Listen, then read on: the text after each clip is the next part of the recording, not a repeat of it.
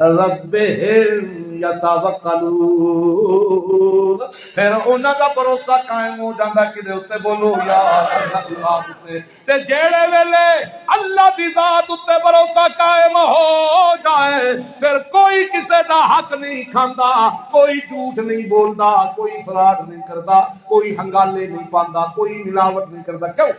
یقین بن گیا کہ دے پھر کوئی بھائی بہن دا وراثت دا حصہ نہیں کھاندا، پھر کوئی کسے دا مال نہیں کھاندا، پھر بچہ بیٹھا ہے بازار دے اندر تے آتا ہے چاچا جی گھوڑا بیچنا ہے، میں وہ کہ کنے پیسے؟ آکھے 200 درہم۔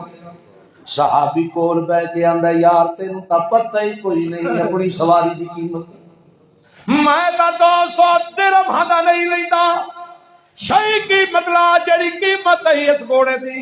آکھے چاچا جی 400 درہم دے دے، آکھے کوئی نہ 400 درہم تو بھی زیادہ قیمتی ہے تیرا گھوڑا۔ آکھے چاچا تو لیندا کیوں نہیں؟ چاچا کہنے لگا صحابی محمد رسول اللہ دا پتر لے تا نواں پر قرآن نہیں لین دیندا، ایمان نہیں لین دیندا، ایمان نہیں لین دیندا۔ جیڑی تربیت کیتی ہے محمد رسول اللہ، جیڑا یقین بڑھا دیتا ہے اللہ دی ذات تے محمد رسول اللہ، او ایمان نہیں لین دیندا۔